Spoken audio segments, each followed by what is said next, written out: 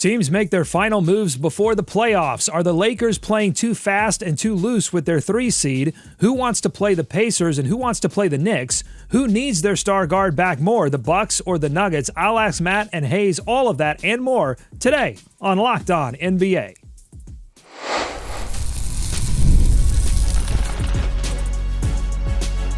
You are Locked On NBA, your daily NBA podcast. Part of the Locked On Podcast Network, your team every day. Welcome to Locked On NBA. Thanks so much for making us your first listen of the day. We are free. We are available wherever you get your podcast. Part of the Locked On Podcast Network, your team every day. I'm Doug Branson, host of Locked On Hornets and your Shot Clock Sherpa, guiding you through the NBA's biggest stories with the help of Locked On's local experts. And with me are 2 of Locked On's premier national NBA experts from the Locked On Nuggets podcast and senior NBA writer for the Action Network. He's our man of 1,000 podcasts. Is Matt Moore. Matt. There's an osprey that lives outside of my house. It operates in the neighborhood and hunts in the river. It's not an eagle. I thought it was a bald eagle. It's not, because I'm dumb. It's an osprey. They can rotate their toe backwards so they can carry fish, Doug, because it's more aerodynamic that way.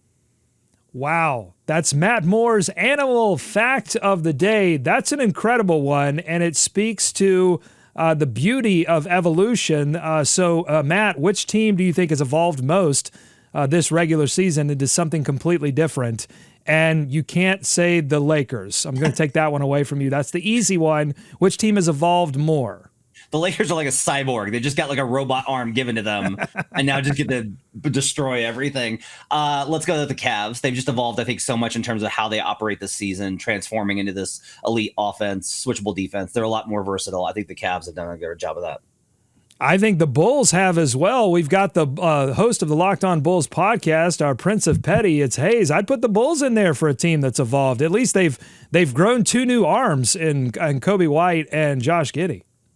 The Bulls have definitely evolved quite a bit, and so we'll see what they do next season. But they're at the point now where they're resting players in a matchup against the Cavs. That's crazy. Who thought? Who would have thought? All right, we'll kick things off today with some playoff positioning talk. The Lakers play the Thunder tonight. It's a rematch from a blowout Lakers win just a few nights ago. But the injury report is starting to suggest the Lakers might be looking ahead to a game against the Dallas Mavericks. Is that game a big deal? I don't know. Here's Locked On Lakers with their take on the Lakers' handling of their final stretch.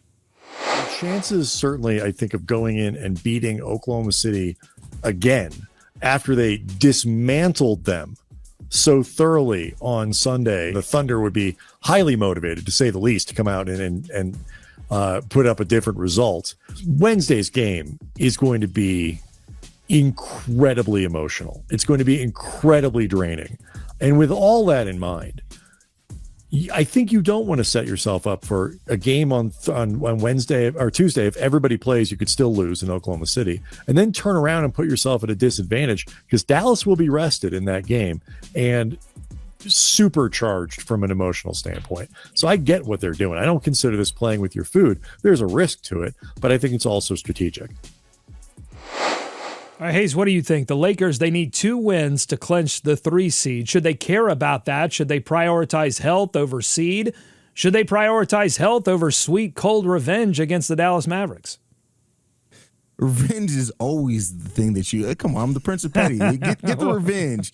Just dig the nail harder into the back of the Dallas Mavericks. But no, I think seeding is very important. Typically, maybe for some other teams, I would say rest, but the Los Angeles Lakers seeding is important for them. If you can avoid the OKC Thunder into the finals, that's what you want to do for the Lakers. So I think the Lakers should be going as hard as possible to get as many wins in and finish the season the best that they can. So here's where I tell you that only 2 teams in NBA history past the 3rd seed have ever won the title. The 1969 Boston Celtics. Doug? You missed it, Doug. You missed it. And then the 1995 Houston Rockets. So that was going to be my guess. You didn't give me enough time. So those are the only 2 teams. So from that perspective, yes, you need to try and get the 3 seed. However, this game in particular versus OKC represents a very big tactical advantage. So if you don't play starters here. You have just beaten the Thunder and put the seed of doubt into them, and you don't let them get the game back. You don't get to have them get that game where it's like, yeah, they beat us because they shot 18 of 25 or whatever, or 22 of 30 or whatever. That's not us. That just happened. It was an outlier game. We beat them in the next game. You deny them that. So you're able to go into that next playoff matchup with the Oklahoma City Thunder being like, the last time that we played starters against you, we whooped you. And you get to rest guys for this game versus the Mavericks tomorrow. And based off of the fact of where other teams play, you are almost guaranteed a playoff spot if you win one more game. Like, it is almost impossible for you not to get a playoff spot at this point if you win one of your final games. So to me, I think the Lakers need to rest this one. And the Lakers, I think it was mentioned in that clip, but the Lakers have played a lot of games. They had some of those games rescheduled from the wildfires that were moved up a little bit to the post All-Star break period. So they definitely, I think, of any team could use a bit of rest, the LA Clippers as well. All right, let's move on to the Eastern Conference. The Detroit Pistons, our darlings of the East, they're limping a little bit into the postseason. They lose to the suddenly surging Sacramento Kings by 10. Here's Kuka Hill of Locked On Pistons on what the vibe shift is. What's going on in Detroit?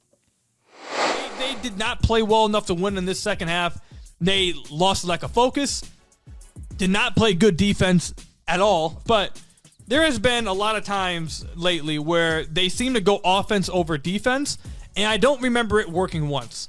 This team is where they're at because they're great on defense. This team is where they're at because they get out in transition. There's no amount of offense that you're going to put on this floor that's going to turn them into a top 5 half-court offense. That's not where they thrive. That's not where they're going to be good at. That's not how they're going to beat teams. They're going to beat teams by getting stops and running in transition, forcing turnovers and running in fast break. That's how they've dominated over the last 3 months. That's why they are the 6th seed and why they're going to avoid the play-in, because they're a good defensive team that gets out and runs. And when you play lineups like they played at the middle way of this fourth quarter of Dennis Schroeder, THJ, and Malik Beasley all at the same time, you're basically forfeiting defense. And that's when the Kings' lead ballooned up to 7 points. So as I take a look at the standings here, the Bucks look like they will battle it out with the Pistons for the right to face either the Pacers in the 4 seed, that's not a guarantee yet, or the Knicks in the 3 seed. The two teams, Pistons and Bucks, close the season out with a home and home against one another. Who should want what, Matt? Should the Bucks want to play the Pacers or the Knicks? What about Detroit? Well, first I'll tell you, if the Bucks don't want to play the Pacers, they're going to have to lose out. So here's how this works. Their magic number for the 4 seed, or the 5 seed rather, is 3 over the Pistons. They are up 2-0 in the season series versus Detroit.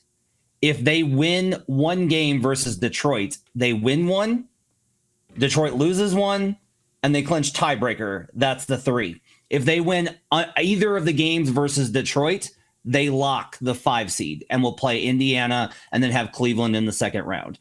Based off of the season history and how the Knicks have killed the Bucks, I don't get it, because I'm like, the Bucks are so physical and they're so big and they have Giannis. Like, this should be and they've got shooting. This should be a good matchup. Knicks have eviscerated them, in part, I think, because Jalen Brunson's able to just eat up that drop coverage from Brook Lopez. So I actually think this is working out well for the Bucks. Yes, the Pacers beat you last year. Yes, they've been a thorn in your side. You have won the season series against them 3-1. This is a good opportunity for them. All the Bucks need to do is win one game versus Detroit. They lock that 5 seed. I think that's their best path. Stay out of the Knicks' way. I hear you, Matt, and I look at this Pacers team, and I think that they're a team that could definitely make it past the Bucks. It'd be a fun matchup. I'm not saying that they're going to come in here and blow them out or anything, but I don't know if they can try to just avoid the Knicks, because the Pacers are looking there right at you. And when you look at some of the ways the Bucks defense has failed this year, I think the Pacers can attack that easily. So the Bucks are in a place where you're damned if you do, damned if you don't. I think at this point you just need to play it wherever the seeding is, the seeding. But the Detroit Pistons versus the Pacers are a more interesting first round series to me anyway. But if I'm the Bucks, I get trying to avoid the Knicks, but I don't know. The Pacers aren't a team that I believe a whole hell of a lot in, but I think they can make it past the Milwaukee Bucks, especially if Tyrese Halliburton actually shows up and is the Tyrese Halliburton that the Pacers need him to be. a conversation I want to have, not in this episode, but in a future episode, is on Cade Cunningham and if he is the player best positioned to like reach into star or superstar status. But I'm going to save that conversation for when we have a little bit more time. Coming up, we're going to move from teams that are positioning themselves for the playoffs to teams that might be positioning themselves to go big game hunting in free agency or trades. I'm talking about Kevin Durant, of course. There's been a lot of teams mentioned as possibilities for him, for Giannis Antetokounmpo. I'll ask Matt and Hayes which teams are best positioned to do that. Plus, there are a couple of teams right now fighting for playoff positioning that are without their star two guards. Bucks, Nuggets, who needs their player back most? I'll ask that as well, coming up. Today's episode of Locked On NBA is brought to you by Robinhood Gold. With Robinhood Gold, you can now enjoy the VIP treatment, receiving a 3% IRA match on retirement contributions. The privileges of the very privileged are no longer exclusive. With Robinhood Gold, your annual IRA contributions are boosted by 3%. Plus, you also get 4% APY on your cash in non-retirement accounts. That's over 8 times the national savings average. The perks of the high net worth are now available for any net worth. The new gold standard is here with Robinhood Gold. To receive your 3% boost on annual IRA contributions, sign up at Robinhood.com/gold. Investing involves risk. Rate subject to change. 3% match requires Robinhood Gold at $5 a month for 1 year from first match. Must keep funds in IRA for 5 years. Go to Robinhood.com/boost. Over 8 times the national average savings account interest rate claim is based on data from the FDIC as of November 18th, 2024. Robinhood Financial LLC member SIPC Gold membership is offered by Robinhood Gold LLC. More Locked On NBA ahead. Thanks for making Locked On NBA your first listen every day. You know, we feature a lot of local expert analysis on this show. You can get even closer to your favorite NBA team with our free and daily newsletter. Go to LockedOnDaily.com, find your favorite team, and subscribe to stay up to date with their local expert analysis every day. So while some teams are looking at playoff positioning, others are looking at draft positioning. Locked On Pelicans host Jake Madison says if the Pelicans fall outside of the top 5 picks, watch out for a move. Kevin Durant could be an option. Kevin Durant very much could be an option, I think. Not that he would necessarily want to come here, because I'm almost certain he wouldn't, but it would make some sense. You know, if it was Utah, Washington, Charlotte, New Orleans, and let's say Brooklyn jumps up in there somewhere and it pushes New Orleans down to 5 or 6, something along those lines. You know, those are the teams that aren't going to be interested in Kevin Durant. It would be a team like the Pelicans are.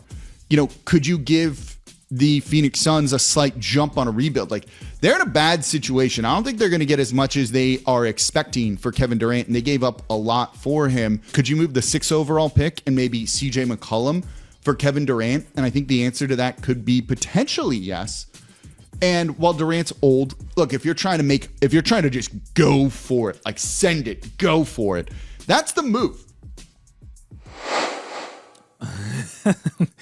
I'm laughing at Matt Moore's facial reaction, so go ahead, Matt. What you got? CJ McCollum in the 6th? Like, let's put aside the fact that KD be like, nope, I'm not. I will never play a minute for you. No, do not trade for me. And that's pretty much the end of that conversation. Let's put that aside. He's right. The Suns are not going to get what they want for him.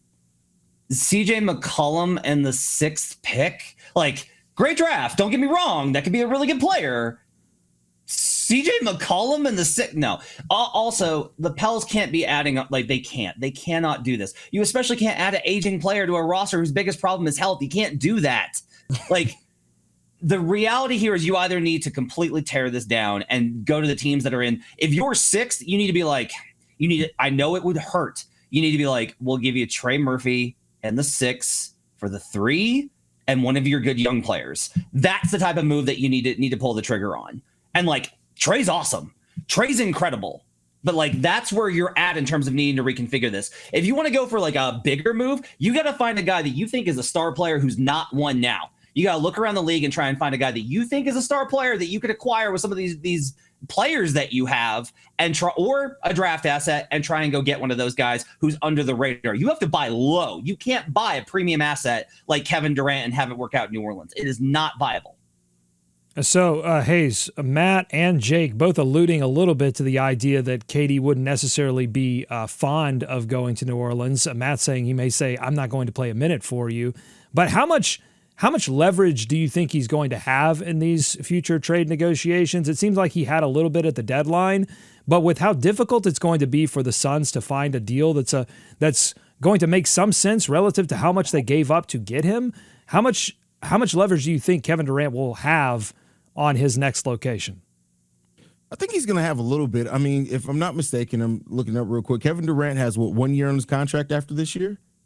Yeah, where he can become an unrestricted free agent at the end of next season. So he's going to have a little bit of leverage just because of that, because any team trading for him is going to, if they make a big move for him and then he immediately leaves the following offseason, that's going to be ugly unless they're just willing to take that risk. Maybe the Pelicans are that team. So I think he's going to have some leverage there. Maybe not as much as he had at the trade deadline this year, unless the Suns just want to make sure they're doing right by him. Maybe they want some good karma in there because they don't have nothing else good coming their way other than that. Maybe that's the case. But I don't get why Jake and the Pelicans, like I thought Pat, my co-host over on Locked on Bulls, was crazy when he said the Bulls should trade for Kevin Durant. The Pelicans make even less sense than that to add an aging player like that to a roster where everybody thought you were going to blow it up potentially at this trade deadline. I don't understand that move for the Pelicans at all. Okay, which leads me into my next question, which is which team on the outside of the contender conversation? So I'm taking Cleveland, I'm taking Boston, I'll take LA out of the conversation. I'll take the Thunder out of the conversation. Which team outside of the contender conversation is best positioned to go after a Kevin Durant, a Giannis Antetokounmpo, or some other star in this upcoming offseason? I got the Rockets and the Spurs as the teams that are most likely. They have the assets, they have the young players, they have the contract to match. The Rockets having Fred VanVleet's contract that what's $41 million and it's a team option. Like that's a huge a chip if they decide to use that to make a move. On top of they can include one of the young players as a promising. So the Rockets is probably what I'll put there first, just because I think the Spurs, even though they can make a trade like that, I think that they should just stay the course here, depending on where their draft pick comes in at. But depending on how the Rockets season ends, they're going to maybe be looking for a go-to scorer, and they have the assets to go out there and get it. And if that's KD, that's off to them there. I think Giannis and Ime Udoka is that's a really interesting. I think Giannis would love having Ime Udoka as a coach. Hayes, I think that's a good call. My question for you: would you trade Amen Thompson for Giannis?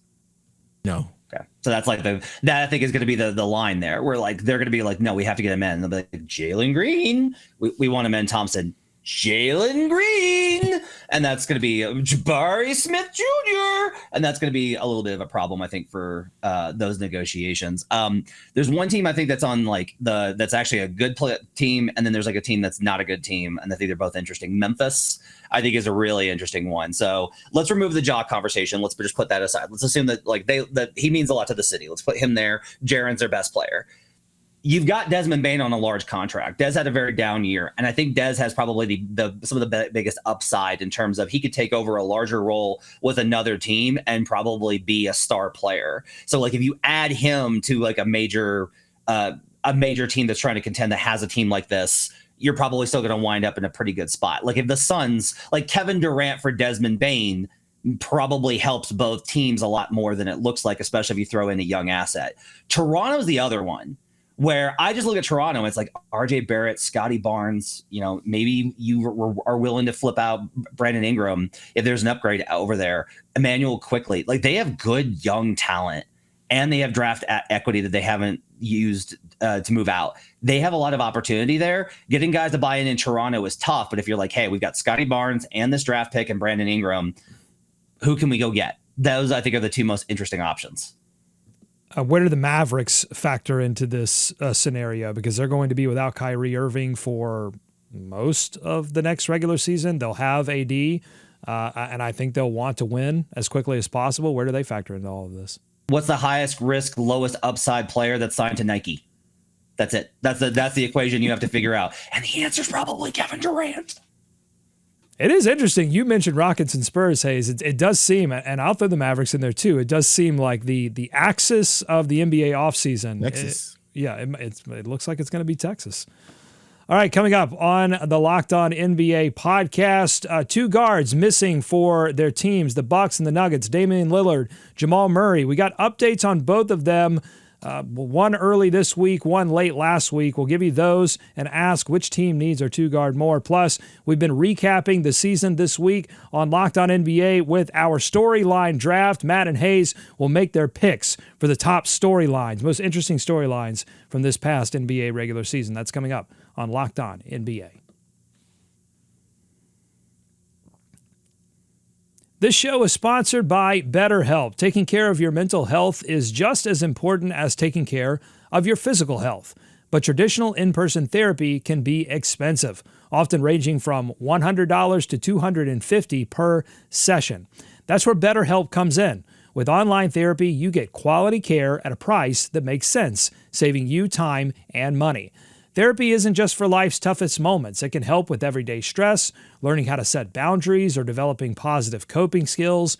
Having access to support when you need it can make a huge difference. Your well-being is worth it. Visit BetterHelp.com/LockedOnNBA today to get 10% off your first month. That's BetterHelp, HELP.com/LockedOnNBA for 10% off your first month. More Locked On NBA ahead. Thanks again for making Locked On NBA your first listen every day. The Milwaukee Bucks, we talked about them earlier in the show. They are going to welcome back Bobby Portis tonight after he served a 25-game suspension for a violation of the league's anti-drug policy. Portis tested positive for tramadol, a banned painkiller, which he and his agent claimed was taken unintentionally, mistaking it for the approved medication Toradol. But all eyes are still on Damian Lillard and if he'll return in time for the playoffs after being diagnosed with deep vein thrombosis. Doc Rivers was asked about this late last week and said that there is much more hope today than there was several days ago, which brings to mind the word hope. And we heard hopeful in regards to the return of Jamal Murray to the Denver Nuggets lineup. So kind of two vague updates. Matt, which team should hope the hardest that their two-guard returns before the playoffs begin? God, this is a tough one. I'll go Dame. The Nuggets record with the starters is good, and they win their minutes, but nothing can save the Nuggets defense. Nothing can save it. It's broken, and there's no way to fix it. So I can't see them making a run in the West with that defense versus the Bucks. I'm like, look, yeah, they've had a disappointing season. But if you tell me, like, you got Giannis, Taurean Prince is having a ridiculous shooting season, an absolutely absurd one. I've loved how Gary Trent Jr. has played this year. I think AJ Green is giving them great minutes. Like, there's upside here, even though their coach is Doc Rivers. Like, there's some upside there for them to actually be able to make a run versus the Nuggets. I'm just like, you guys can't get a stop. You can't stop a cold. You can't stop a breeze rolling through the house. I'm going to go with Dame here. This is a very more difficult question than I thought coming into this topic. I'm still gonna go, man. I'm gonna go Jamal Murray here. I think that the Nuggets absolutely need him, and I think he's so important for that team. And the having him, Jokic, Mike Malone. That's I get the defense is a problem there, and it's been an issue, and nothing's gonna fix that, but I still trust them more times than not to be able to make enough plays on offense and to be enough of a matchup issue with that whole starting lineup there that they'll be able to make some noise in the West. I don't see either one of these teams going as far as I probably initially did at the beginning of the season. I just don't trust the Bucks to make it far in the East at all, really, if that wasn't evident by what I said earlier. So I'll say the Nuggets here because I think the Nuggets can actually make it to the second round. I think the Bucks are going to struggle to make it out the first round regardless. Is there an argument to make that the Bucks would actually be better off not getting Damian Lillard back for the playoffs? Because then at least you could make the argument to Giannis, hey, we didn't have Dame. There's some stuff we've got to work out, but we can work that out. But if you get Damian Lillard back and you get smoked in the first round, then that argument's a lot more difficult to make. Is that something? They're 2.7 points worse with Dame on the floor this season versus on court. That's compared to them being 10 points better with Giannis on the court, with Dame off, or with Giannis off the court. Now that's not fair because there's games where Giannis missed, right, and Dame had to go in there and try and do everything, and he's not that level player. Nobody expects him to be, but I think it's kind of notable. I like the idea again of Giannis with defenders who can shoot. That's a model that's worked before in the playoffs. I like that model, and it puts a lot of pressure on the opponent. I liked it better when it was Mike Budenholzer and Chris Middleton than Kyle Kuzma and Doc Rivers. But, got to try and make chicken salad out of stuff. Hayes, final word.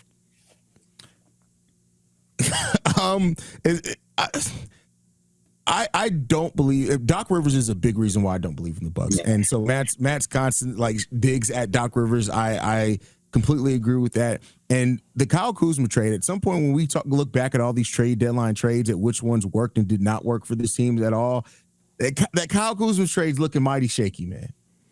All right, let's go to our storyline draft. We're going to do this all week. It's our way of recapping the most interesting storylines from the regular season that was. It's not quite over yet, but we're going to be talking playoffs all next week. So we wanted to get this done now. Playoffs. So, playoffs. Storyline. Did you have that on the ready? Was that just ready to go? All ready to go.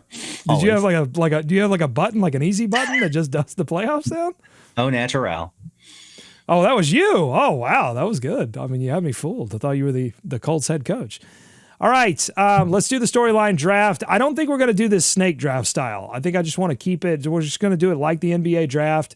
So Matt got the number 1 overall pick via a game of paper, rock, scissors on Monday. So Matt, tell us, what is your 4th pick in the storyline draft? I should go Jimmy, but honestly, I'm bored by it, and I don't think it matters that much. I think that the Warriors are overrated. So I'm going to go with this is not an MVP assessment. This is just, I'm going to go with Nikola Jokic's season. 30, 10, and 10. He's 7th in 3-point percentage. He has amongst qualified players with at least 200 jumpers, he has the 2nd highest field goal percentage behind Kevin Durant. He's within a percentage point of Steph Curry's effective field goal percentage in 2016 while averaging 10 assists. He has a 60, 10, and 10 game in the same season as a 30, 20, 10, 2020 game, 2019 game. I don't have any sort of way to really put into perspective. I've been working all week on a piece for a Substack about, is this the greatest offensive season of all time? Looking at Curry 2016. I asked Hayes for the best Jordan season. He gave me 91. He was right. That's the best Jordan season offensively. Harden 2019, Luka last year, LeBron 2013. Production by impact, by efficiency, it's got to be Nikola Jokic. This is one of the best offensive seasons we've ever seen. Hayes, I don't know how he could one up, but this is obviously even a better season than his MVP seasons. If he somehow next season is able to one up these numbers, where does that propel him to in terms of any kind of ranking of greatest players in NBA history? Man, I mean, Jokic, the fact that he's having a season like this, which you can make a conversation that's one of the best seasons in NBA history, if not one. Yeah, it's definitely one of the best. He, to me, can you even make the conversation to keep him out of the top 10 at this point? I don't think you can. Anybody who wants to do that, and if he has another season like this, even anywhere close to it, we're talking top 5. Gotta win titles. Yeah, that's a fact. You do gotta win titles. Yeah, no, I think there's definitely, but is that a requirement to get in the top 10, or is that a requirement to get into the top 5? What's sort of the doorway that exists for Titletown? It's subjective, but man, we should talk about this. We should talk about this another time. We don't have time, but God, there's so much to talk about. Well, I'm sorry. All right. Hayes, your pick in the storyline draft. I'm gonna go the season of the Houston Rockets. I think that this is something that we should be talking a lot more about. The way that this team, the run that they went on last year towards the end of that season, I believe that it was a fluke, and I think a lot of people were like, hey, it was cool, but can they do it again? They came into this season, and they've been such a good team, and then you look at since the All-Star break how they've even upped their offensive rating so much. This is a young team that I get what's going on in the West. You have a young team in the OKC Thunder that are going to be around for a very long time. time. But I do think more and more people need to be talking about the Houston Rockets and what they've done this season. I'll just say Hayes went off the board on that one. I had drafted up a list of our season recap. You know, what are the storylines? Not necessarily that you had to pick from, but just giving some examples of things. And I love that because I think they've gotten to where they are quicker than I think a lot of people imagined they would. Ime Udoka shedding all of the controversy that he had in Boston and doing this in Houston. Is really interesting for sure. It's a great pick. Number 6. So you went off the board. I'm going to go with one storyline early in the season that was one of the most obvious storylines, and that's Bronny James being drafted by the Los Angeles Lakers, debuting for the Lakers, and playing alongside his father, LeBron James. It was much covered. It was one of the most covered stories, I think, in this regular season. And I think what's been interesting about it is how it's faded, and I think probably by design. And yet you have Bill Plaschke of the LA Times doing a Bronny culpa, saying, I'm sorry for critiquing the move because Bronny James has kept his head down, has not, the storylines, the controversy, none of that has materialized. He's just been getting better as a player. And I don't know if it justifies their pick or not. I think that would be an interesting question to ask both of you. Matt shaking his head no. But I think he's I think the Lakers and Bronny James and LeBron James have done their best to handle it. I guess outside of yelling at Stephen A. Smith and causing that whole brouhaha. But Matt, it doesn't justify the pick in your mind. I mean, look, I've never blamed Bronny for any of this, and I'm not going to. Like, there's no reason I'm criticizing this kid. This isn't his fault that he was put in this position by Clutch Sports and his dad. Like, this is not like he could have just entered the NBA draft and not gotten drafted. And if he hadn't been drafted, then he could have got signed on with the G League team and worked his way up. And like, he's probably talented enough for somebody to have taken that shot on him. So I don't blame Bronny at all. And I say that because I really don't want to get LeBron yelling at me. But like Stephen A was like, if he had put hands on me, and I was like, if LeBron put hands on me, I would explode in a cloud of dust. I don't think the whole situation is still fair to him, but I'm like, look, I got nothing but respect for how Bronny's handled it. He has kept his head down. He has handled this well. So I think it's like it'll go down as like a great piece of trivia of that season that father and son played together, but it just continues to feel very forced to me. And I don't love what it's meant for Bronny, and I don't know if it's what was best for him, but it hasn't worked out badly yet. If LeBron James were to put hands on Matt Moore, it would be like an osprey backwards, lifting him up into the air. It's more aerodynamic. Floating away into the sky. Bye, Matt. Oh, Hayes, your thoughts on one of the bigger storylines in this NBA regular season? Bronny James drafted by the LA Lakers and then debuting with his dad, which was like, whatever you thought about it, I think most people could agree that's a genuinely cool thing to see when a father and son take the court together. That's cool. Yeah, it's definitely cool. And I understand why it was made the storyline and that it was. But, my biggest question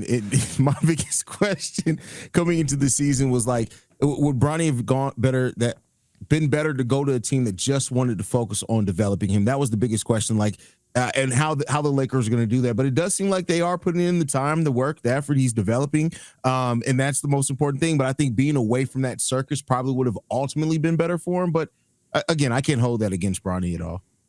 Yeah, and the garbage time that he's gotten lately, again, he doesn't look so far outside of what I would expect a second-round NBA player to look like. Yeah. And he's gained the respect of J.J. Redick as his head coach. So I think that's really all you can ask a second-round player to do in that situation, whatever the last name is on the jersey. Okay, that's going to do it. So Luka AD trade number 1, MVP battle number 2, Jimmy Butler's ugly divorce with the Miami Heat number 3, Jokic's insane season number 4, Houston Rockets on the move in number 5, and then Bronny James debuts with LeBron James. Let us know your thoughts on YouTube, youtube.com/@LockedOnNBA, which I say so many times on this show that I accidentally said it on the Locked On Hornets podcast today.